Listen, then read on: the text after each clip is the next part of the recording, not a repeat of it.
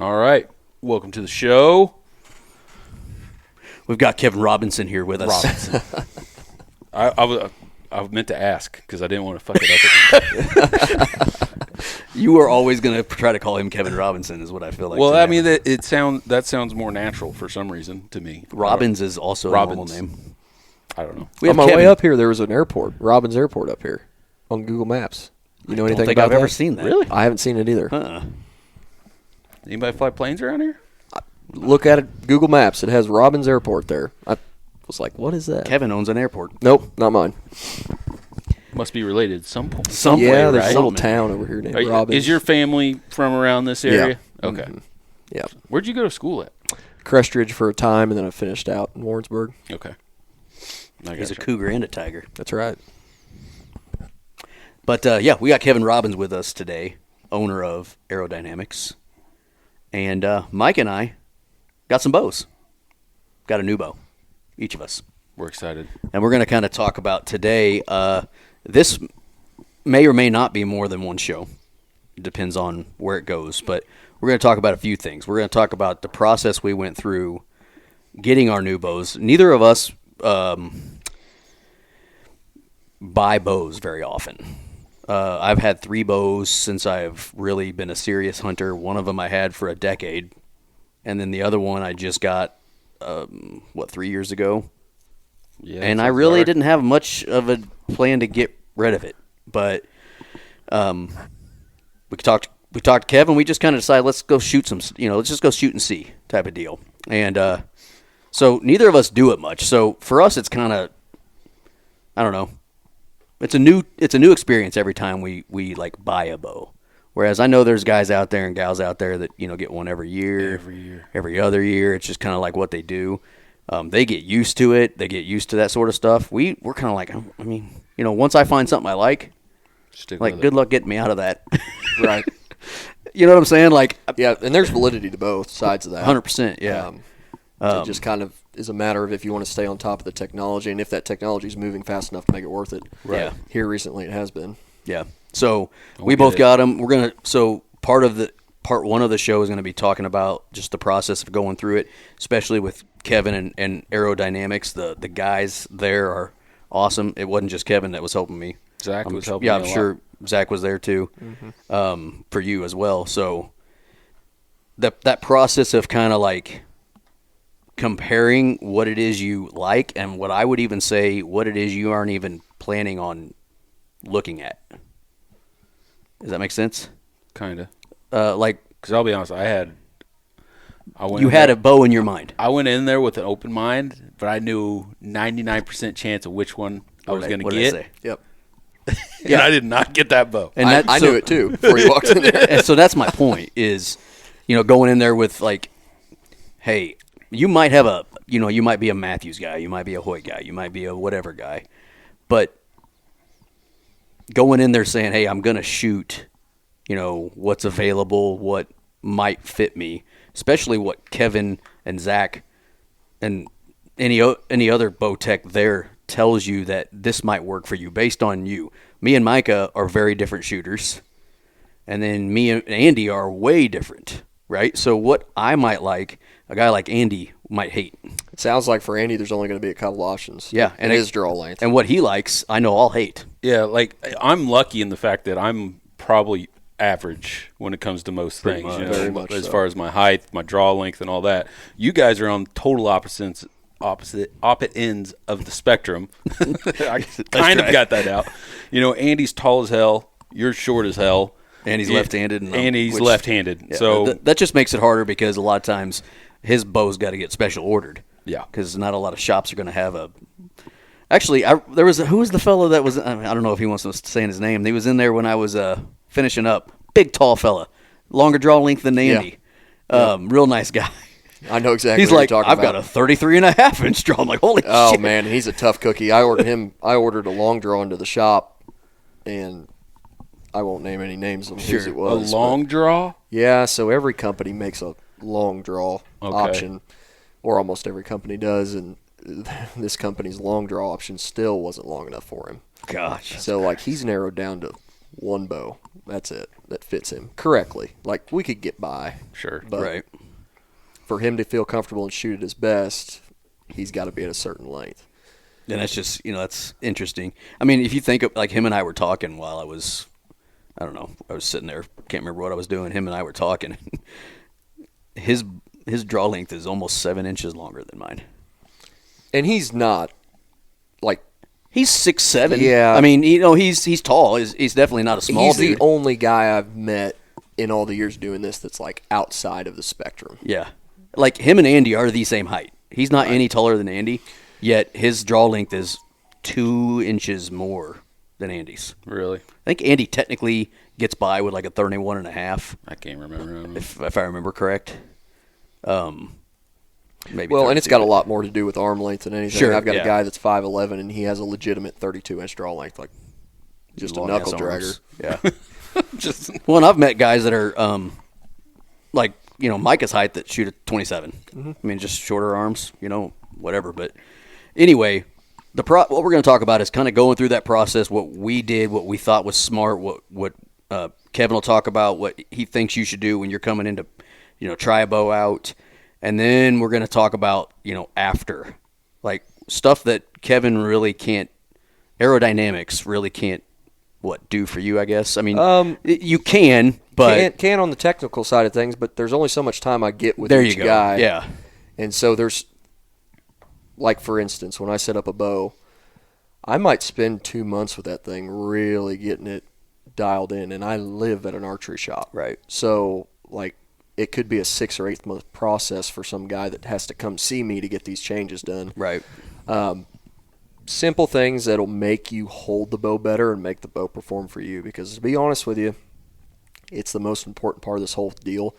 I'm not a really steady shooter. I know guys that can just sit there and hold on the dot all day long. Must be nice. I'm not that guy, but I can build a bow that makes me that guy, or at least is forgiving enough to where you might not be able to tell that my pin's coming 3 inches off the dot every shot, Yeah. So, See, mine, I'm a floater. You would say I time my shots and stuff, which is probably a bad habit. But well, depends who you talk to. yeah, If it works for you. I mean, Like, yeah, I'm people- not a bad shot. Yeah, I consider myself a decent shot. I'm not bad. I've I'm never not great. I've never known you to be a bad shot. Right. But as far as, like, if you watch, like, John Dudley or something like that, I'm doing it all wrong, I'm sure. Sure. Yeah. But it Yeah, works. turn around and watch Tim Gillingham until you're doing it right. Yeah. There's both sides to that argument. I just know, like, from a grand scheme of things, if you can get a guy to hold on a pie plate and then you take his bow and you can make adjustments to get that bow to hold on a softball, his groups are going to shrink that much. Like, Right, it's right. just a matter of fact. So, anyway, we can get into that. Yeah. Yeah. But that's kind of so it'll either be one show or it might be a two-parter. So stand by, you'll find out. We'll see. This is the first part. But so yeah, as everybody knows, we just recently started officially working with aerodynamics. We've known Kevin since he was at Evolved Archery back in the day. We've talked about that, but Is that still there? Or is it nope, gone? it's gone. I Gone. checked it the other day. I was actually driving by, and I'm like, "Yep, it is gone." Okay. But you can still see the back of the sign. And after we, talked about that, he's like, you guys should check out some new bows if you want. So me and Micah decided we were going to, and we did this separately. I freaking screwed up. So Micah saw the receipt in our email. He told me about it. This jackass. I bought some extra stuff. I didn't need that case. I didn't think of that. It's all stickered up now. So But no. anyway, Like, I had to talk to you about something, and you were like, I'm not going to tell you what I got. yeah, I'm that's like, what I was okay, going to say. don't I'm not care. going to tell you. I'm like, I know how much you spent. And I'm like, oh, damn it. So I got this. And you're It's like, no, I didn't. I didn't look at the receipt. Oops. I just know you spent that much. So I'm like, well, this is what I got. But anyway, so I went in first. And I guess it's different for each person that walks in your door, I'm assuming. Yeah, well, yeah, let's do it this way. When someone comes through your door, a lot of times do they say, I want to shoot this bow? Or like when I went in there, I was like, what bow should I shoot? I'm a 29.5-inch draw. You obviously see And my I was height. the same way. What should I shoot? How do normally that goes? There's a couple points of distinction you can make with a guy right off the rip, and it's tough to ask this question when you don't know the guy, but the first thing is price, because a lot of these bows fall into what I would call like 3 or 4 different tiers. You've got your low-end, highly adjustable starter package bows, your bears, and the lower-end PSE stuff, and then that'll get you to about $600 packaged out, and then you've got your next tier, which I would call would be the medium range or mid-range or budget entry level to the higher-end stuff. And those bows, there's 4 or 5 good ones in that category that are going to be like sub $1,000 bare bow setup. You might be in it for 12 or 15 when you get done. And then you jump to the bracket where you guys ended up, which was the flagships, which is going to be anywhere from Okay, go ahead. anywhere from like $1,300-ish to $2,000 on the high end. Yeah. In the specialty riser category, carbon, magnite, magnesium, things like that. So that's really the first distinction a guy needs to make is like, what do I want to dump into this? Because it's a whole different set of bows. There's no reason for you to shoot an $800 Hoyt if you know you want to be in the flagships, because it's just not even comparable. Right. It's not even the same realm. Now, if a guy's like, look, I got $1,500, that's what I want to spend on this deal, well, then we can shoot all of the mid-range bows, and you can find a winner there too. Yeah. But there's no reason to shoot the $2,000 Hoyt carbon bow. Right. Because we're just never going to get there. Yeah, it's going to be the best feeling one, I'm sure. Maybe not to everybody, but to the majority of folks, right? And so I don't even like putting that in a guy's hand if he's not there. Right. Which I respect. I mean, I started in the game same as everybody. Like, I need something just to get me in the woods. Yep. Right. Right? My first bow cost me $350. Yep, and I owned a bear. Like, Bass Pro set me up. It was complete trash, couldn't shoot it, but it got me into the woods. It got me hunting. Yeah. Yeah. And I respect that completely. But there again, you don't want to put that flagship bow in a guy's hand and then go, oh, okay, well now FYI. come back down here and shoot these Yeah. medium range bows that, number one, I can't fit to you as exact because they're half-inch draws, not quarter-inch, and the let-off's not as adjustable and things like that. Anyway, long story short, that's the first consideration. And then next would be just like a draw length range. Like a guy like you that's 27 inches. Well, there's a lot of bows that fit you really well, and there's some that just won't. And then speed's the next consideration. Some bows taller than me. Yeah. Yeah. And so, like, the reason we didn't even shoot the Matthews 34-inch or the Darton 35-inch was because I knew for you at your draw length, those bows are just going to lack in speed. Yeah. The cam and the mods situation is not made for that shorter end. And maybe they'll tell me I'm wrong on that, but like just from a speed numbers perspective, you just drop 3 inches axle to axle, and all of a sudden you pick up 10 foot a second. Like, that cam's not made for your draw length. Right. It's generally you want to be in like the top half of a cam. So if the draw length range is 25 to 30, well, you really want to be like 27 plus in that cam. That makes versus sense. like the longer axle bows, like what Mike ended up in, like that bow goes out to 31. Well, you would be at the shorter end of that cam. Mike is at the top end of that cam. He's going to get better efficiency out of it. Anyway, that'd be the next consideration. And then it's all about feel. So do you ever like have a guy, for instance, we both came in open books, like, hey, what do you think? And you put, I think I shot 6, and you just said, this is what I think you will like. Do you ever have a guy come in or a girl come in that says, all right, dude looks just like me. I want to shoot the Darton 35. I want the Matthews 34. I want the Elite, whatever. And, is just like, this is what I want. And, I mean, I guess you'll do what they want, but do you have that where you're like, hey, I need to kind of talk to you about this? Because because generally those guys that are in that longer axle setting in a shorter it's draw for a length reason. Are target guys. Sure. And they know the forgiveness they're going to get out of that setup. And so in that case, like, okay, you know what I you get want. what you want here. I get it. But for guys that are strictly hunters who have an open mind, there's a lot of different, and we harped on the longer axle stuff last time we talked. Like, there's an advantage there. Sure. But speed's also an advantage. So there's a medium ground. I can often tell what a guy's going to pick after they shoot the first one and tell me what they like and they don't like about it. And so, like, if a guy immediately says, well, that draw cycle's a little harsh, or, oh man, that's buttery smooth. Like, if draw cycle's a top contender category for you. There's 2 or 3 that really start to separate themselves. They start to separate themselves, and then if speed's a big deal to a guy, there's a couple that separate themselves there. Yep. If overall feel and balance is something, or the deadness in the hand, they just start to separate a little bit. And we'll go through this with mine, but the 3 that made it to my top 3 were 3 totally different bows. As far as, I don't mean totally different, but one had things I liked about it, but another thing wasn't great about it. Another one, I liked this about it, but I didn't like that. And I'll get into specifics whenever we get into it. But that's, I guess, the biggest thing is whether you know what you want or not. Having the open mind to, for me, like, I don't work on my own truck because I will break it. Am I right? Yeah, you're right.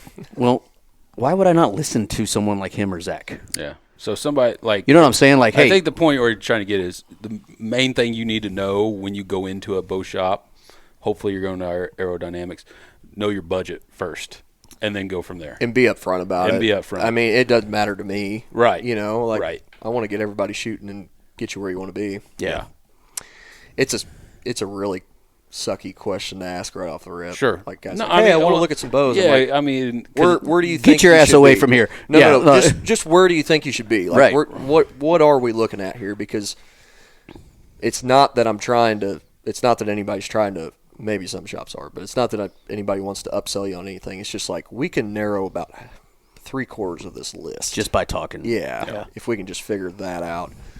And then you tell me a couple things about what you liked about. I always ask what a guy's shooting before, because that's a big. That matters. It's a big deal. It'll be what they're used to.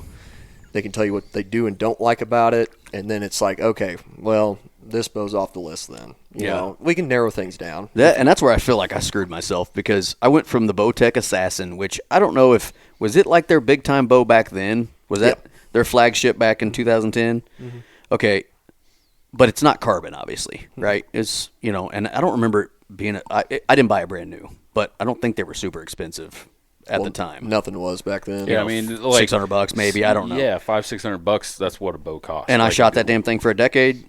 Got it restrung enough, and then I made I call it the mistake of holding a carbon bow and then picking one, because now I don't know that I'll ever not be able to. Although I damn near did, but just to yes, point one thing out there, just to tell you how far that the things have gone. If Bowtech was to come out with that Assassin today. Mm-hmm. I would venture to say it would fall into their entry level or maybe touch their budget type. I don't disagree. Yeah. It would still be at the lower end. That's how far they've come. Yeah. Just technology. Just attributes about it. It's not super tunable. You have to do all your tuning with the rest. Yep. It's got one big mod that covers everything. It's a single limb bow, not a dual limb top and bottom. Yep. And there were some issues with it, but I remember my what's it called, the draw stop. Mm-hmm. I don't know if I think it might have been you guys that figured this out with me. I started shooting bad. I'm like, what the fuck? And I brought it into you or Frank, and I'm like, what? Do you know what I'm doing wrong? And I'm trying to figure it out. And I swear it was Frank. Was like, hold on, draw that again, and it had loosened. And just slowly, all of a sudden, I was shooting 29 inches.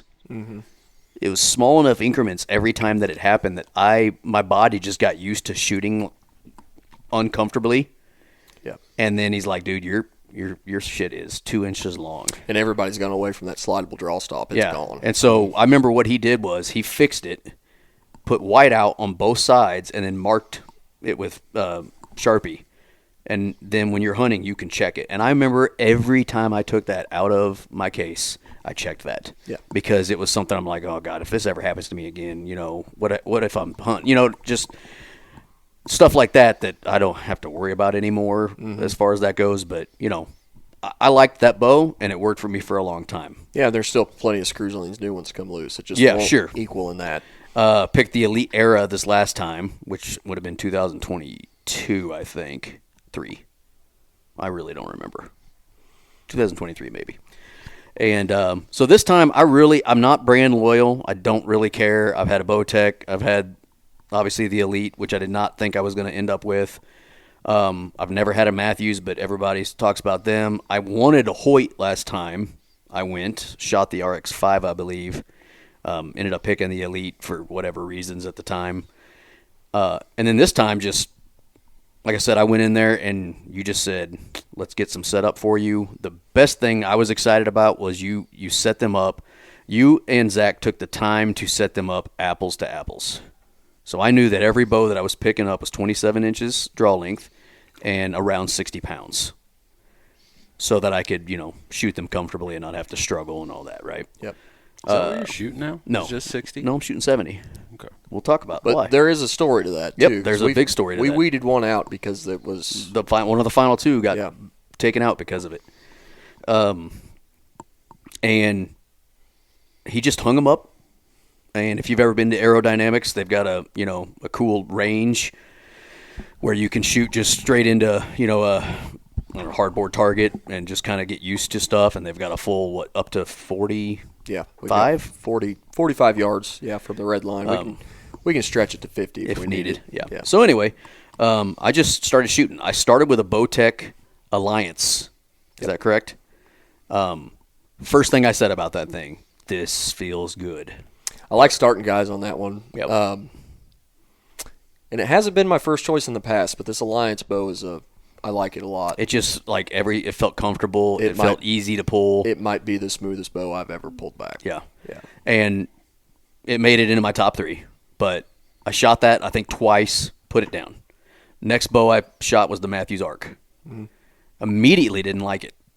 Now, hold that off because it was much more what I would call aggressive.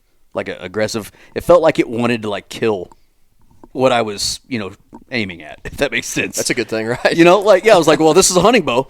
So I shot it once, and I'm like, you're like, just leave it. Just leave it there. You'll be fine. I'm like, okay. So then I don't remember. I think it was the Elite next. It was the Elite. What the hell was it called? The Varos. Varos.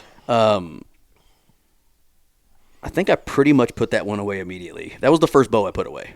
It was, if I remember correctly.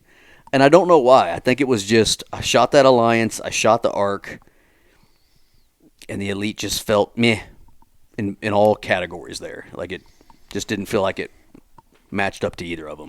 Funny enough, year before this one, everybody that shot all the bows the year before thought that Elite was the deadest in the hand, and it stayed in longer than what it did for you generally. Yeah. And I would agree that this Varos is pretty dead in the hand too. But maybe that's not a category you were looking at, and didn't care, right? Once again, maybe it was – actually, I shot it more than once. It didn't go up once. But, it was right after that Arc. That Arc's a much more aggressive feeling draw to me. It was a much more aggressive feeling hold. And I don't mean it was hard to hold, but it was just – it felt like you're holding a German Shepherd back to attack.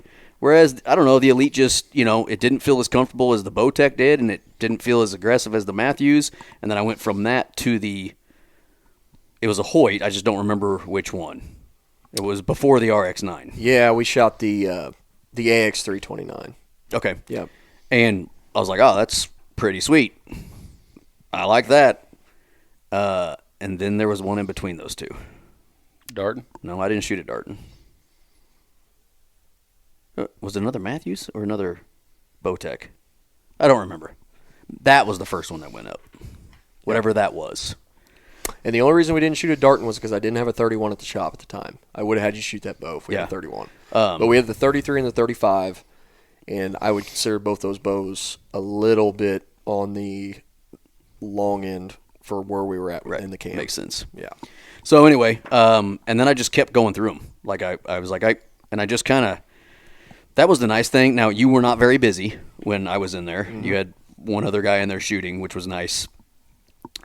There's times, I don't know how busy you were on Saturday when you went busy. in. Yeah, pretty busy. There's times where that's not as easy probably for you guys. No, but we keep enough bows on the rack with Whisker Biscuits, different draw lengths ready to go that it's – and we had this Saturday too. We did 3 bows on Saturday where guys shot the entire lineup and decided which one they want along with Micah. And it's just nice because I never felt rushed. Right. And I knew Kevin was never going to rush me. Well, and it's a great thing for me because if I can put 4 bows in front of you and say have at it and go on to the next guy, you're getting other stuff done. Yeah. And so I just I would go and I'm like, all right, I'm going to take this one out, and I'd walk it in there and I'd hang it back up, or you usually just said give it to me, and I'd go back in and I'd think for a second and I'd rest for a second and I'd go back to shooting. Long story short, top 3 were the Bowtech Alliance, the Matthews Arc, and the Hoyt RX9. Yep. Kind of run the gamut there. As far as like the Bowtech is buttery smooth, like everything felt comfortable. But one of the things you and I talked about, which is important to a guy like me, is speed. Mm-hmm. I lose a lot of speed by having a shorter draw length. Mm-hmm. And my Elite era, I was shooting 65 pounds also. So I lose a little bit of speed with a lower, draw. Not that it's super low, but it's the lowest I've shot in a long time. I used to always shoot 70 or whatever. So you're getting older now. For sure. That was stuff I was worried about. Mm-hmm. And so one of the things you talked about is out of these 3, this Bowtech's going to be the slowest. And that's just based on testing we've done in the shop. And you pay the piper somewhere. Like, it's the smoothest bow, I think. But just in our little bit of running it over the Garmin here and there compared to some others, it ends up in that 5 to 8 foot a second slower, which isn't the end of the world by any means. And Bowtech advertises that really honestly. Like, if you go to Bowtech's page right now and look at their specs, they're in the 330s for IBO or ATA, whichever one they use. I forget. Scroll down there. Oh, bet here. Yeah, there you go. So 334. Yeah. Yep. And so they're honest about it. They didn't build that bow to be a speed demon. Yeah. And it's not. But a guy comes in with a bum shoulder that's been shooting a bow for 40 years, and he's debating going to crossbow, and I put one of those in his hand, he's going to pick it back up. Just keep shooting. Yeah. That's the Bowtech I shot too, right? Yeah, you shot the longer version. The longer? Yeah. But we talked about before, it was by far the smoothest draw one. Like, it was amazing. I mean, it was just... It just, like, it felt feather light as far as, like, the draw itself. Just, that was easy. Yep. And I was still shooting 62 pounds just like the other ones. Yep. And I was like, okay, that was nice. But then that was one thing I'm like, okay. So it stayed, but then I went to the Matthews Arc. And badass looking, first off. To me... Oh, they've done an awesome job. Aesthetics matters. Yeah. I'm sorry. They look really Aesthetics matters to a guy like me, right? So, and a lot of people like their bows to look cool. So I'm not the only guy. But I was like, God damn, this thing is cool. And so it was the most aggressive feeling, I would say, and it was the hardest draw for me at that weight. And I was like, okay, but I really like this. Like, it's lightweight. I felt like it was damn near as light as the Hoyt RX9. Yeah, I think they're lighter. pretty much, and it's not technically carbon. I don't know what it is. It's aluminum, but it's light. Mm-hmm. So I'm like, we're gonna keep this one, and then the RX9 just kind of was like, it just felt centered all the time. Like, I just didn't feel like it was hard to draw, and it felt good, and it was lightweight, and I like the carbon aspect of it. So I kept shooting them a little bit, and I ended up taking the Bowtech out of the top 3 first. Mostly just because I'm worried about speed. Mm-hmm. I'm already slow.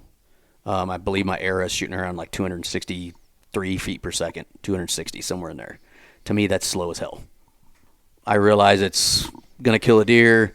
I don't want to go much lower than that. Like, I was really worried about being under 260. Well, and let me just jump in here because I sell them all. Sure. So I don't really have a dog in the fight, but I will say that, like, when it comes down to these flagship bows, they're all so damn good that really you have to be nitpicky about 6-8 foot a second, or sure, this draw feels just this much better, or this back wall feels just this much better, or whatever the case may be, because they're so, you could take any of those bows and went and hunted with them and been perfectly fine.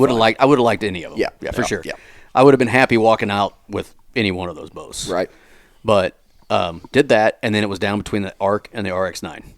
And actually, you came up with this idea. I was just going to shoot them a little more and, like, decide. You're like, actually, let's use the same arrow, your arrow, the arrows you're going to be shooting, which I kept my arrows from the other one, and I'm going to put them both on the exact same weight. And I think we did 62. No, it was 65. 65. Okay, that's right.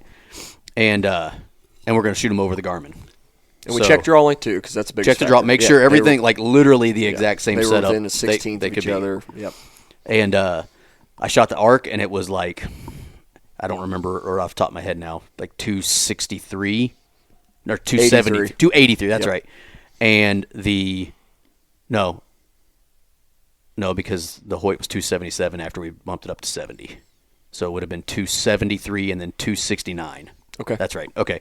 So 273 was the arc, and 269 was the RX-9. So within 4 foot a second. 270. So 3 feet a second. Yeah. Like literally right there. Yeah. I'm like, okay. However, that was as high as I was going to be going on that arc.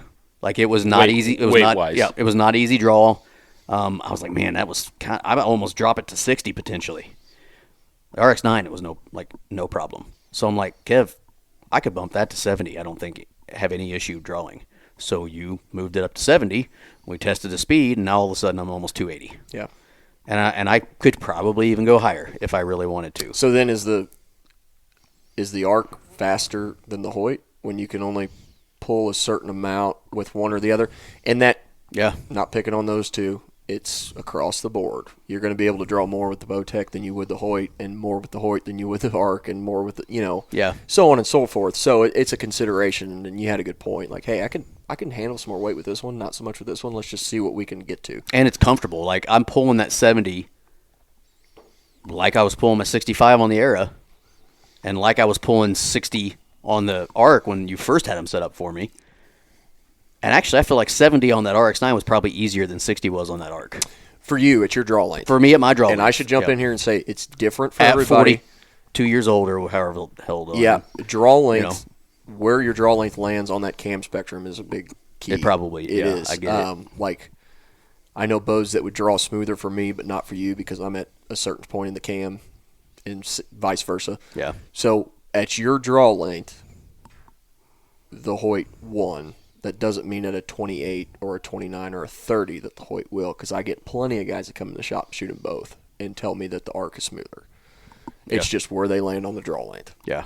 Yeah, I'm definitely at a shorter spot in that draw length. And, I mean, Micah is going to continue moving back where I stop. Mm-hmm. So maybe that's where I talk about the arc feeling like it wanted to jump out of my hand because, well, I'm here now. And it felt like it – it was like, oh, let me go, and which was fun. You're like, oh, this thing's gonna, attack the deer. Credit to Matthews because they actually did come out with some smooth mods this year for that bow, and the engineers over there are not stupid by any means. So they saw a necessity for that to have a bow that out of the box shoots really fast and is aggressive, and some guys like, and then have a secondary set of mods that you can make that bow also just as smooth as the rest of them on the shelf. Yeah.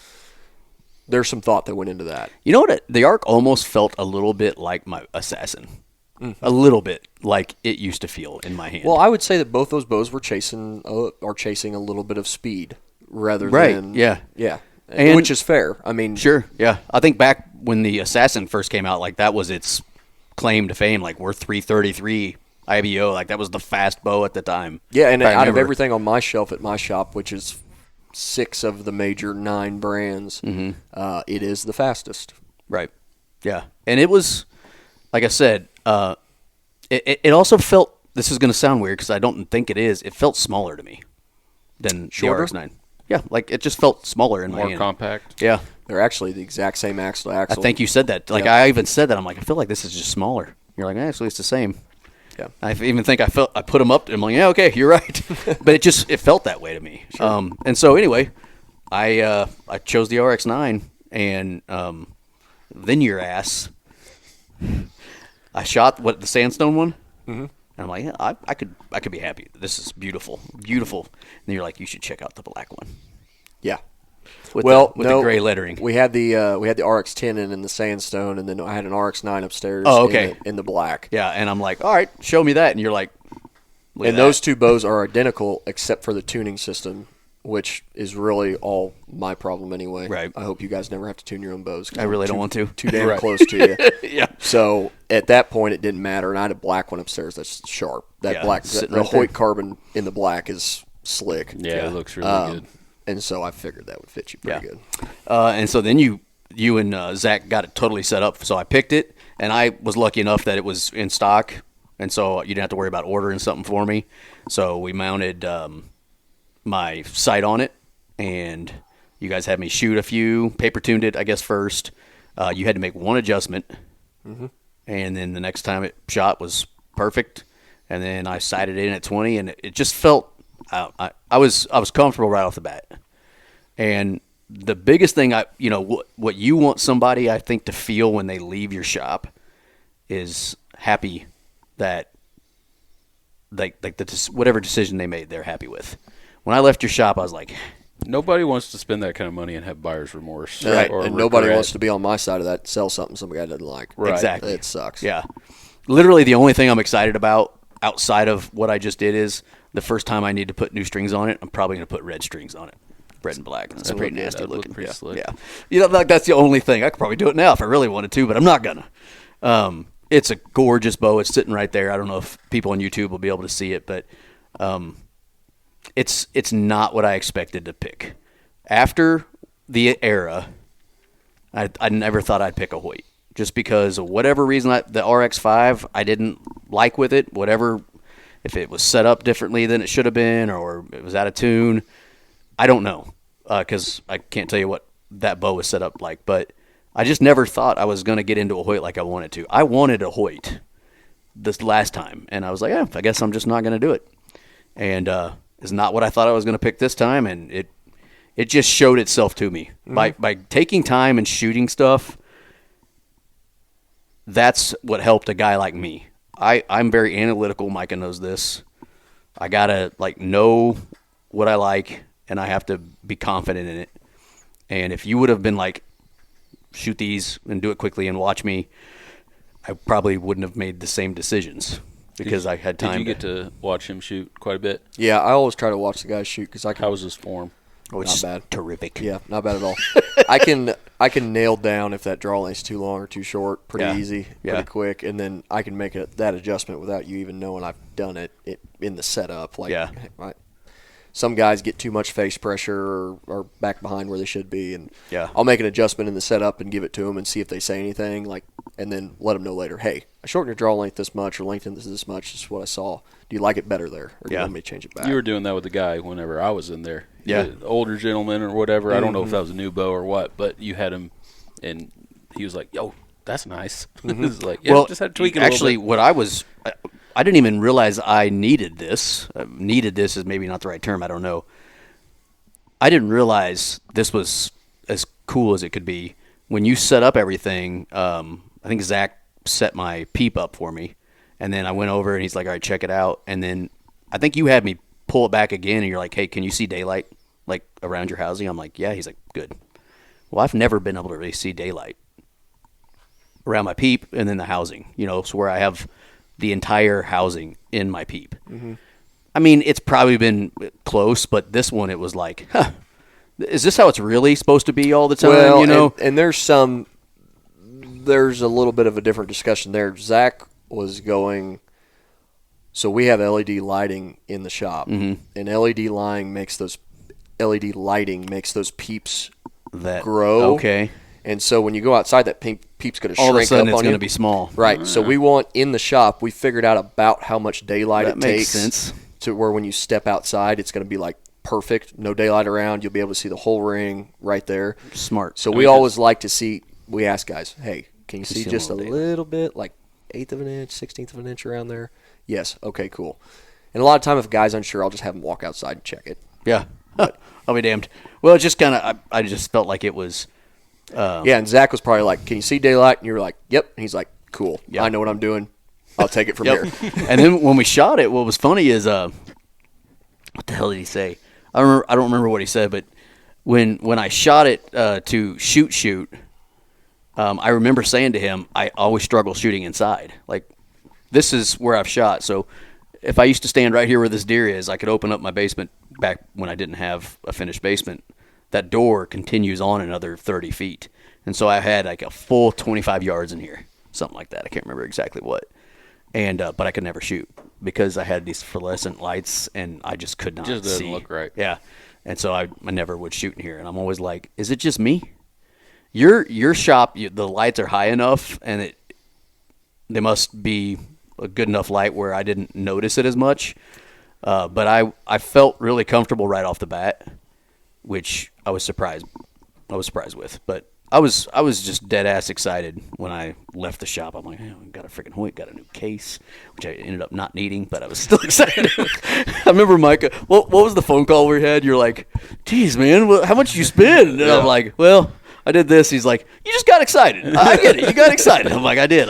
I got, and of course I'm a anal person, so I had to get the Hoyt stabilizer. I had to get the I got the Hamsky rest drop away rest this time instead of the QAD. Yep. What else did I do? The stuff I had to get was the Hoyt stuff. It's just, whereas other people don't get. He's gonna freak out when he sees mine. Then. Yeah. Yeah.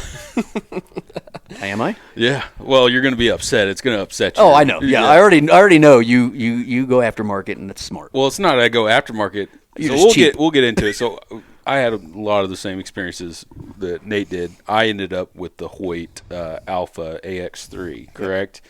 Yeah. 33. 33. Yep. 33. And, same deal. I went in there. I was like, what do you want me to shoot? Hold on. No, okay. To be fair, no. I went in there with an open mind, but there was a 99% chance that I was going to get the Matthews. There really was. Kevin, I want you to tell me what I said to you before I left. You said Micah's going to get the Matthews. Yeah.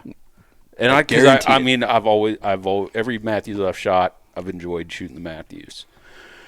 Kind of the same thing. It didn't feel right. It kind of wanted to jump on me a little bit. I don't know if I just wasn't putting enough pressure on the back or what, but that was the first one that I put up, was that, and I shot. Which that surprises me because did you shoot it more than the one time?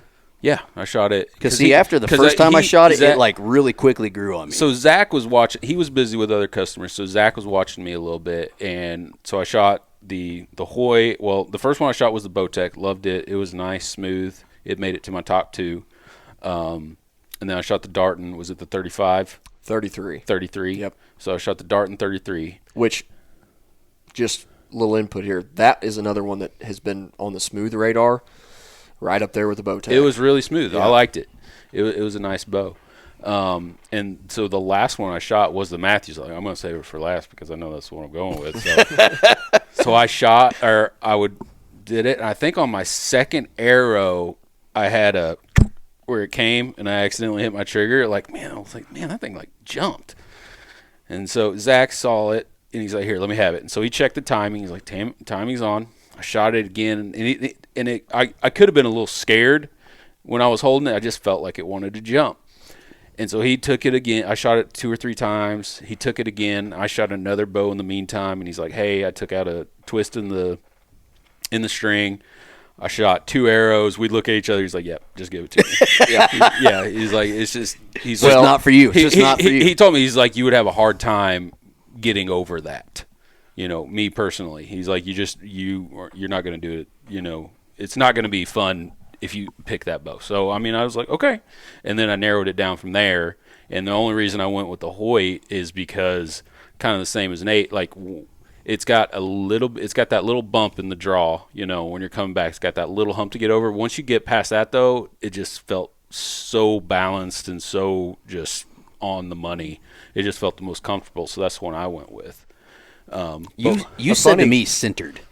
Yeah, I feel like centered, balanced, yeah. And talk about that. That's what. But what I wanted to get at is going to sorry. bug you. So we had to order mine. Uh-huh. So I left my old bow with him, and I was like, whatever you can take off of this, throw it on that. I ended up getting a new sight because I don't like the sight that I had. And so I left my bow, and he was looking at the rest because we needed to because obviously different, some bows can only take certain rest or whatever, and he's checking it out. So I'm going to have an elite rest on my Hoyt bow. It'll work. So it'll work. Yeah, I know it'll work. I know that's going to bug the but shit my out of you, OCD is going to be like, At least it's mine, not mine. One thing before I lose this point, because I want to be perfectly clear about it. Some guys, and it's a lot of the guys that have been shooting a long time and shoot often, gravitate towards the Matthews because they have a lot more holding weight and that valley's shorter. And so a guy that is really in shooting shape and stays in the back wall, boy, that bow really fits them well. And that could, because I'll be honest, I haven't shot in a while. Yes. So if I would have came in July, or after I've been shooting, which is for not a a few great months, idea. Oh, it's a great idea, but not a great idea in my opinion. After I've been shooting for a few months, it's possible that I could have loved that bow. Sure. But it's been a little bit since I've shot. I'm just being honest. And some guys are relaxed shooters. Some guys get into the back wall and relax, and some guys don't. Some guys pull on it, and the guy that pulls on it will never see that Matthews jump on him. Yeah. And then it comes down to draw cycle and speed and other things. And see, it didn't jump on me because I guess I am a puller. I don't know if that I envision flexing my shoulder blades together. Yeah. And so that's how I kind of go through my shot. So it didn't like jump or do anything like that. It just felt like it wanted to. Mm-hmm. I didn't feel like I worked any harder to shoot it. It just, it's hard to explain because another guy that's exactly the same as me. They're a sports car. Exactly. Yeah. You hit what it. They are. Like another guy that's the exact same draw length as me, shooting the exact same poundage, could shoot that bow and be like, "You are crazy. I have no idea what you're talking about." Yeah. This thing is awesome. And I loved it too. It made it to my top 2. Yeah. It's amazing to me how you take somebody same height, same draw, everything, you put them and you have them shoot different bows. They're going to pick the same different ones each time. Every time. It's crazy.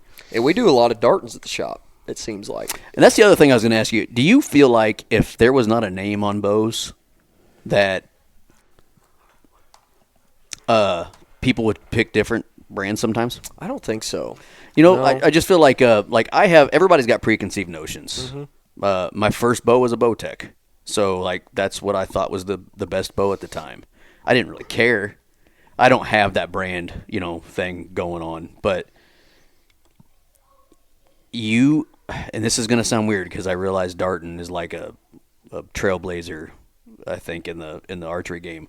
I think the Darton would have had to whoop the absolute hell out of another bow for me to pick it. Interesting. And it's just because of the name. I don't know the name as well. Mm-hmm. And I think if the Matthews was next to the Darton and apples were apples, I would have picked the Matthews. Just because of the name. That's just brand recognition and marketing, and all these companies know that's the case. I mean, they're all working at it. Yeah. How long has Darton been around? Man, forever. Long time. See, I'll be honest, this is the first year I've heard of them. Well, and so I should caveat that with they just got new ownership within the last 5 years. Randy Kitts bought them, and Randy seems like a really good dude, has some great visions for the brand as a whole.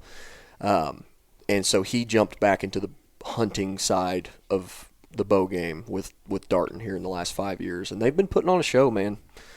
They really have. They've come on, and I would venture to say they're battling for number 3 right now behind Matthews and Hoyt, and that's the quickest I've ever seen a company go from where they were at to where they are.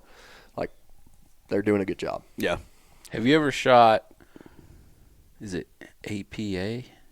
Is that what it's called? Yes, I have. I'll be honest. I've gone down a rabbit hole on some of like their reels and stuff. What the hell are you talking about? It's a bow brand. I don't know where they're out of. I've shot them at some show somewhere. They had them. That and Gearhead. I shot a Gearhead at a show. Those things I've just seen look. those. To me, they look stupid. So I don't think I would ever shoot them. That my opinion. Once again, look matters to a guy like me. I just didn't like the look of them. They might shoot amazing. I have no idea. But I've gone down a rabbit hole on that APA because I like the single limb. I'll be honest. It reminds me, I used to shoot my favorite bow that I wish I never would have sold was the Matthews Adrenaline. Mm-hmm. I love that bow. And that one, those reminded me of that bow. I'm like, oh, it's a slick design, real nice. What's your opinion on them? I don't have an opinion on them. I don't know enough about them. I know they're kind of in obscurity land. But what was the one at ATA that had a little bit of a different shape that everybody's talking about? Oh, is that new one this year? Revolution.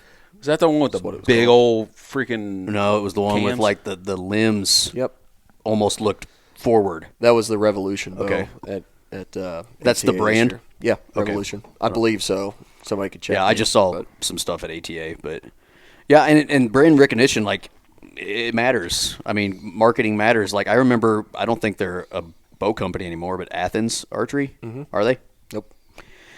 Like I remember when Andy had his break in the middle of a 3D shoot. I was like, I ain't never buying one of those. Like, remember that? Like, right before we left for Colorado. I think I told you this story. Well, and if you want to know the truth of it, or at least what I've heard, that last bow they built was an absolute hammer and a good one.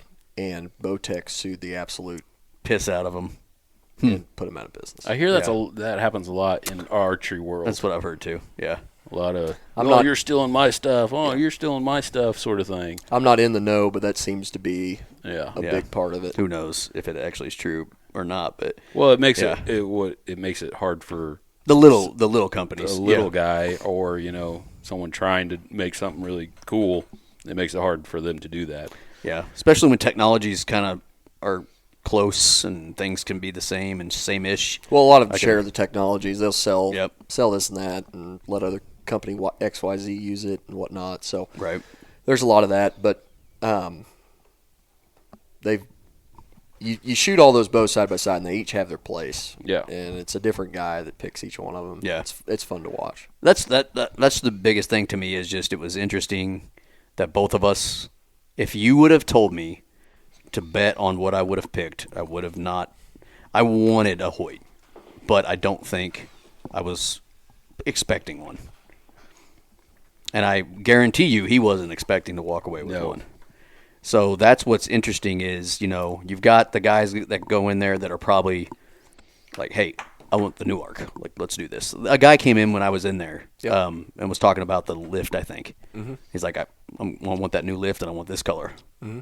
Okay. I mean, I'll certainly put you in it, And you got other people who, probably come in and, like you said, what's your price range and what are you looking for? And the nice thing is, I mean, I'm assuming a lot of bow shops would know these things, but you and Zach, you know what bows are going to fit those parameters.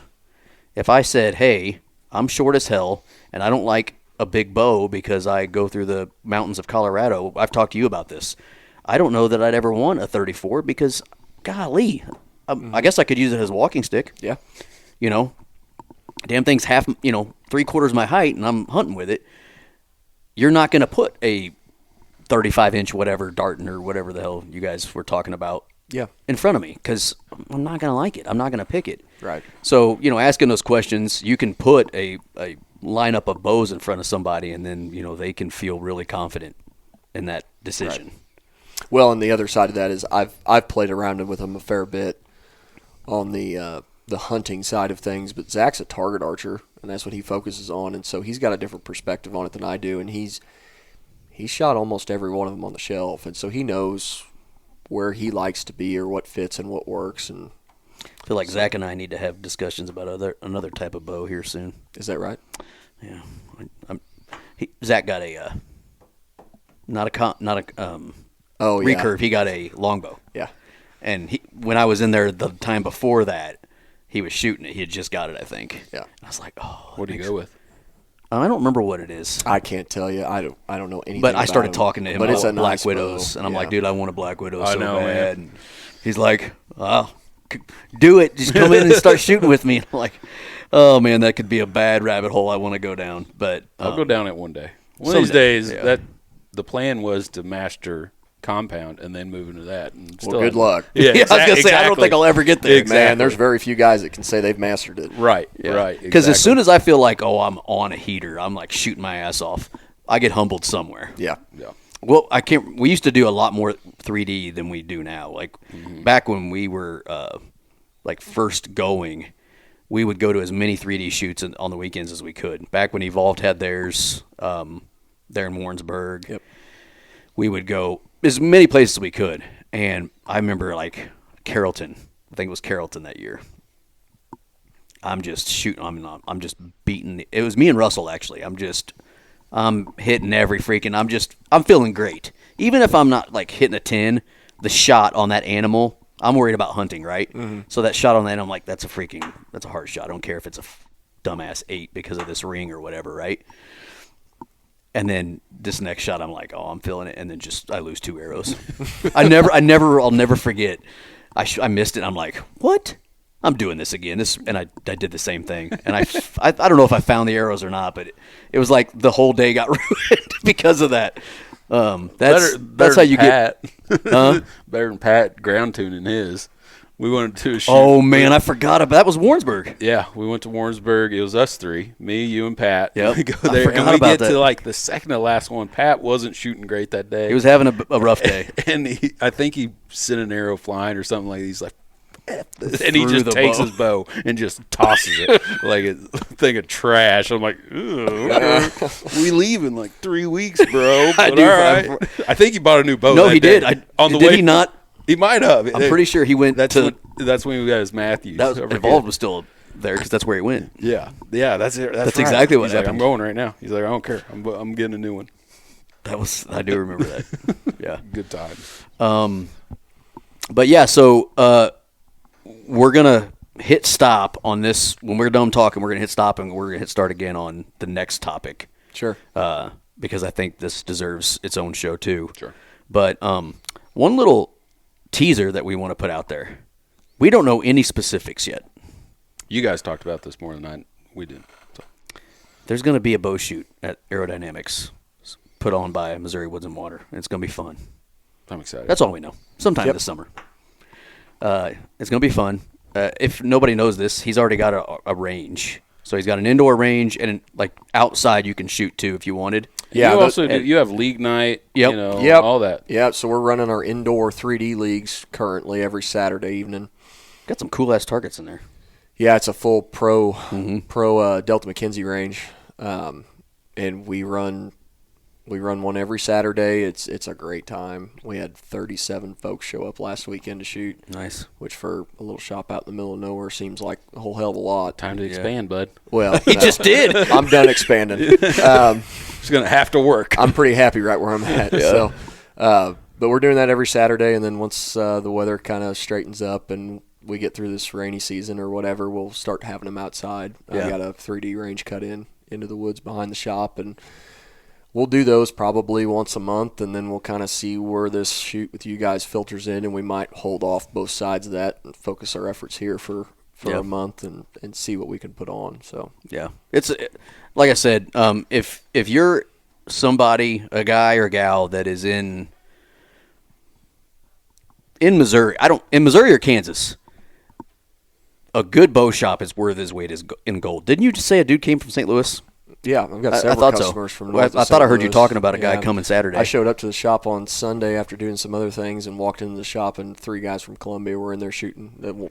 They had memberships, and so we draw a big crowd from a long ways. Well, here's the thing. It's hard to find a good bow shop anymore. There's bow shops out there. Mm-hmm.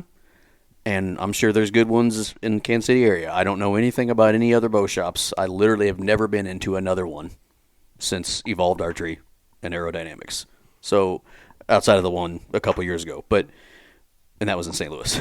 Yeah. So I can't talk about those, but it's hard to come by really experienced people who know what they're talking about, who are there, for the right reasons, I guess we'll call it. Yeah.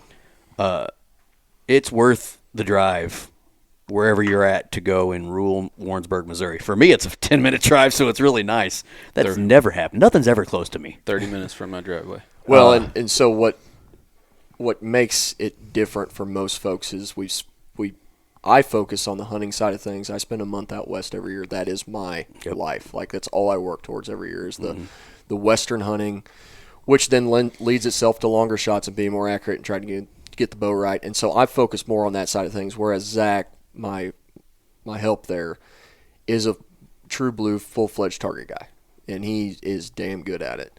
And so we've got different lanes, but the target guy can come see us, and I've got my feet wet in that area too, and I know some of the people in that area, and I can draw from them. So it's really like your one-stop shop, whereas, some shops are like more hunting, and then you get into some shops that do have a target guy there, but he's not there all the time or whatever. But we draw our biggest crowd from the target guys. Like if they hear about a shop that caters to target guys and has guys behind the counter that know how to set up target bows, target arrows, and be efficient on the 3D course, man, it's it's hard to find. Like, there's very few guys in each area that have And that. what's funny is, like, they're close, but they're not close at the same time. Yeah. The guy that was in there when I was shooting my bow, him and I were talking back and forth, and he was shooting what I assumed was his target bow, and his arrows are, like, fat, like this freaking fat. Huge. And I'm just like, look at those fat-ass arrows. And he's like, yep, that's a target arrow for you. different style of tuning, different style of shooting, different kind of shooter,